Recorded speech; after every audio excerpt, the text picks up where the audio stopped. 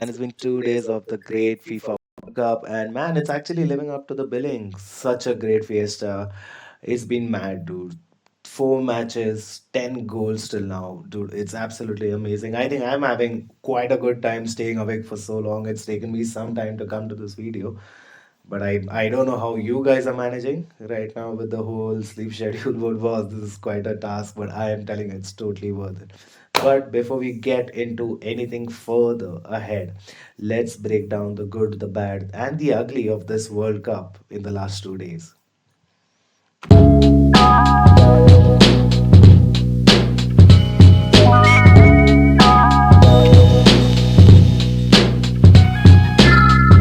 Let's start with the good now. Okay, first of all, the football has delivered, man. It's been 4 matches, and we've had goals, we've had drama, we've had a lot of intensity, and we've literally not had a single boring match, except for that one exception. We'll get to that later.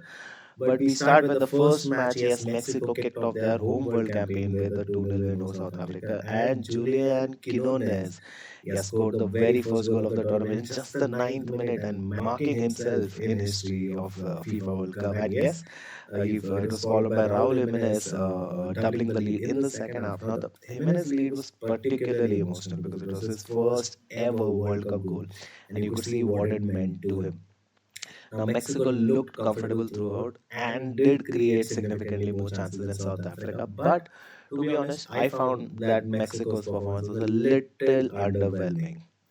But nonetheless, they got the 3 points, very important 3 points in the crucial opener. And then later in the day, you had South Korea versus Czechia. Now, on paper, both these teams actually look very neck to neck, and that was literally the kind of match that delivered.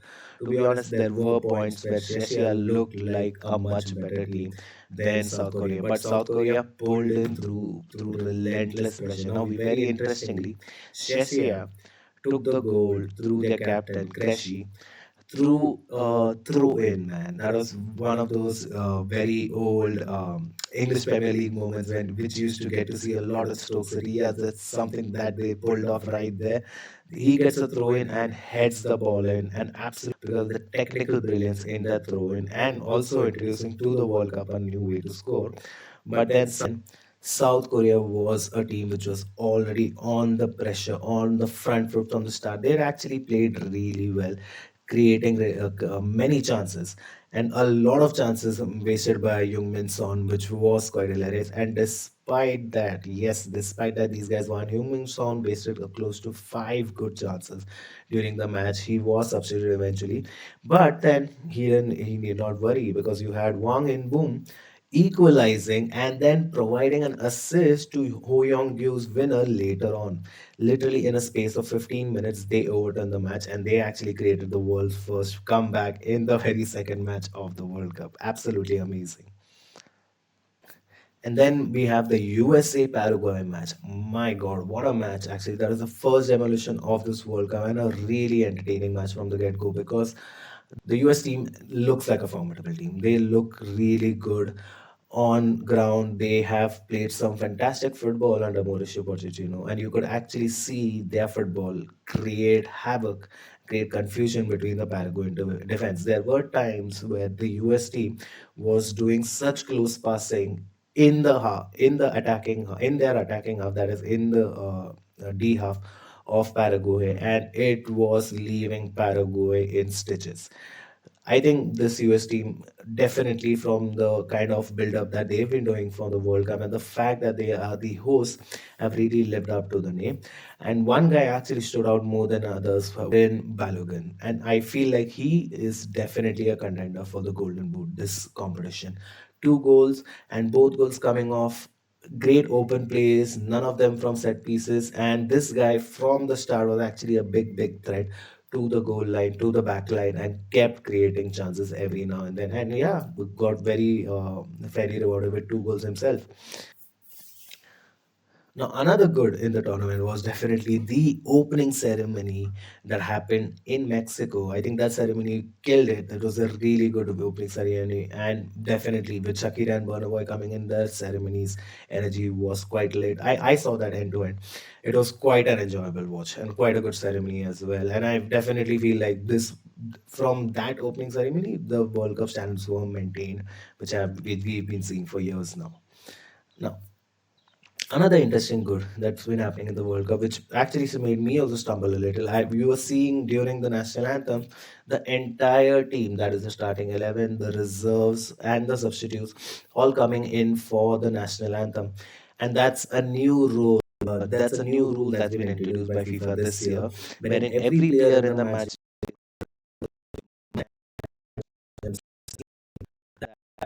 something, it's a very powerful moment, and even if they don't play a single minute in that game.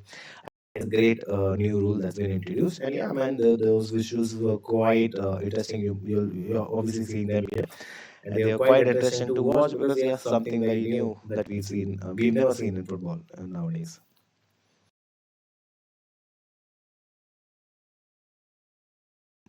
Rosy all the time. But yeah, the bad, I think I'm going to start with the first opening match. There were three red cards, man. There were three red cards. South Africa.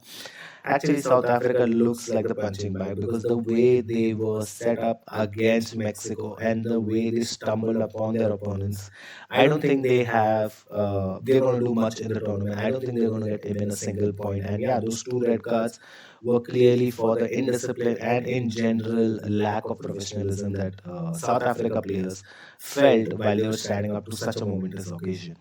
And yeah, even Mexico, Cesar Montes got his marching orders for a last man tackle very much at the end. I don't think that was needed, but yeah, given the goal difference that plays in group stages, I think that was a good call from him. But yeah, three red cards in a World Cup opener. I don't think anyone's ever heard that. It's actually a historic moment in a way.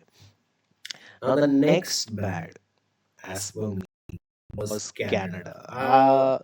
1-1 with Bosnia and Herzegovina, and that attack, look, that was a fairly dull and boring match.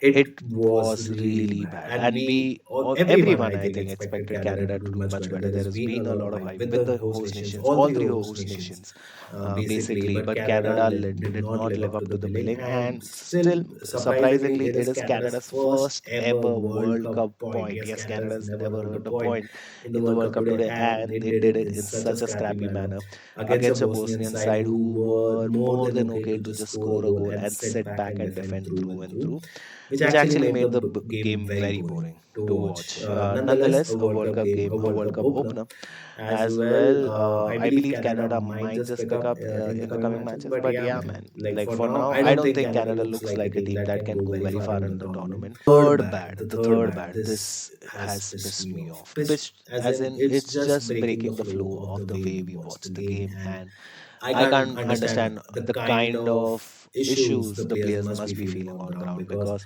the hydration breaks, man. The hydration breaks in the first half and the second half. I think they're killing the momentum of the game. You're seeing teams, let's say your team concedes in the first 10 minutes, and later on in the next 10 minutes, rather from the 10th to the 20th minute, your team is actually gaining momentum. That momentum will pay dividends during the 20th and 25th minute. That's exactly when your hydration break happens, and it's actually breaking the flow for a lot of teams. It feels like the game has had additional advertisement slots with the hydration break.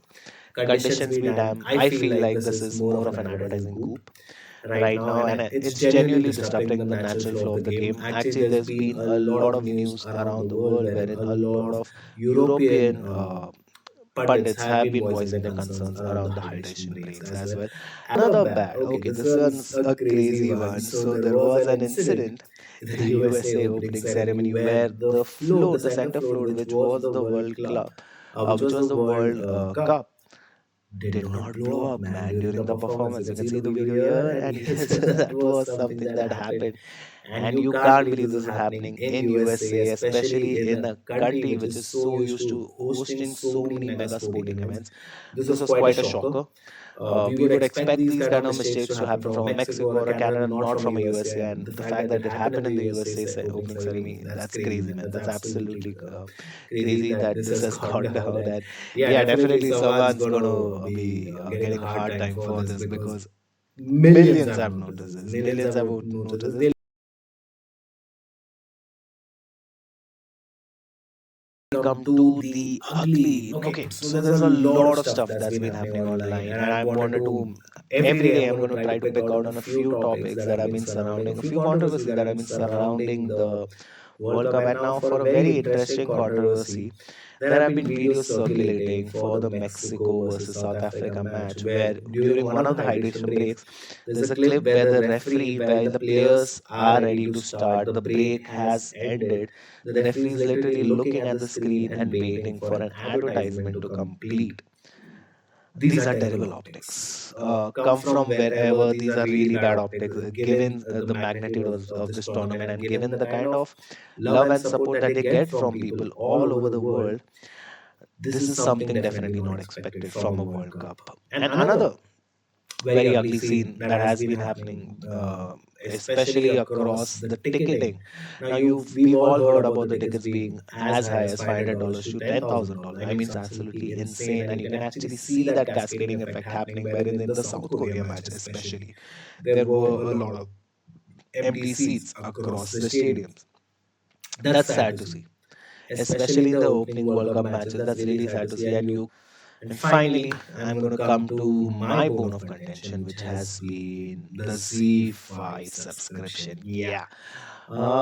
Been meaning to say something about this, but was trying to observe what's been happening. So, yes, I also bought the Z5 subscription package at around 800 rupees on 9 June. I'm sharing the screenshot here because I had taken a screenshot at that time.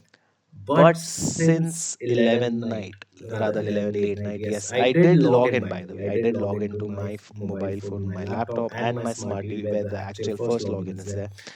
And right now I'm seeing I'm not able to get through the others. This is fucking annoying. It's absolutely uncool for a OTT partner to promise you that they're going to give you for 800 rupees, they're going to give you three devices. As per my screenshot again, this was something that we had all seen. A lot of us bought it. I literally told even my brother not to get one since I'm buying it. And literally without any announcement or anything, they just changed it to one device. When I had logged in simultaneously on my all devices, when I started watching the live show, I realized that I was logged out of my mobile app and my desktop app as well. So this honestly is really this whole Z5 angle literally looks like a loot, man. It looks like an absolute loot, and I feel like they are looting all the football customers because this is not cricket. As simple as that, man. This is not cricket. It does not have as many voices. We are all stuck in small silos, small fan zones, small fan communities, and I think Z5 is just taking advantage of us. Let me know your thoughts on the segment, the good, bad, and ugly. I plan to do this almost daily, and yes, and yes, keep watching the World Cup and keep following me on Faktha Football.